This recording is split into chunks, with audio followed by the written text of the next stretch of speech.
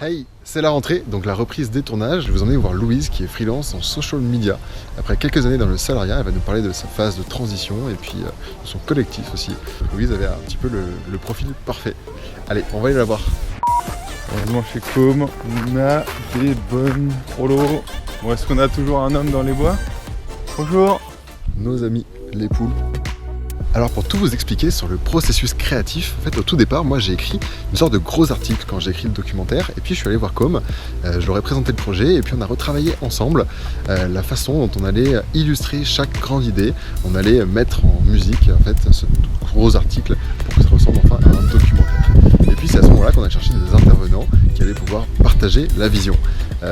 La seule différence avec un film, c'est que tout n'est pas écrit à l'avance. On ne connaît pas vraiment ce que vont nous dire chaque intervenant. Et donc c'est chouette parce que le format s'écrit un petit peu au fur et à mesure. Donc je vais découvrir en même temps que vous ce que Louise va nous raconter.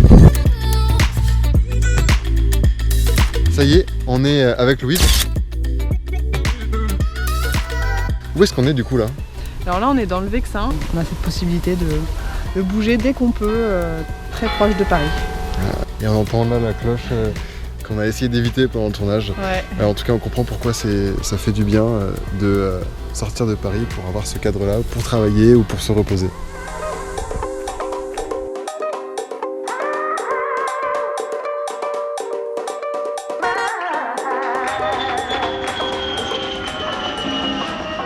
Hola, aquí estamos en Barcelona. Fin de la journée, on est arrivé tout à l'heure, en début d'après-midi.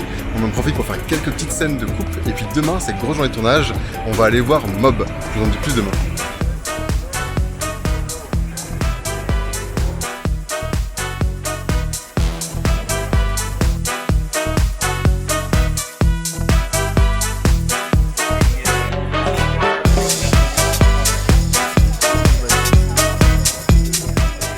Hello, on se retrouve chez Mob, qui veut dire Makers of Barcelona.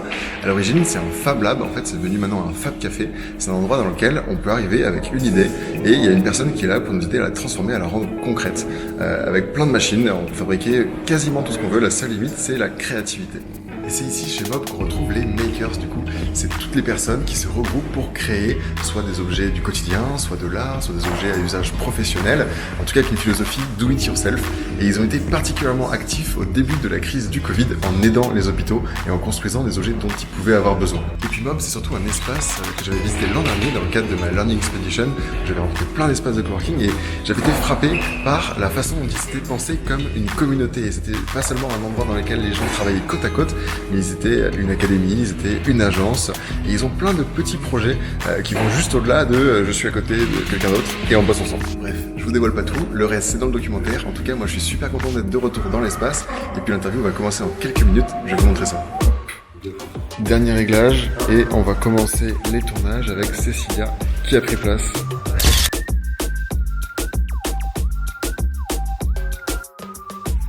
Essayez, la lumière est arrivée. Et là, on va utiliser l'imprimante laser du coup des makers pour imprimer un work in progress whip, parce qu'en entier ça aurait été un petit peu long.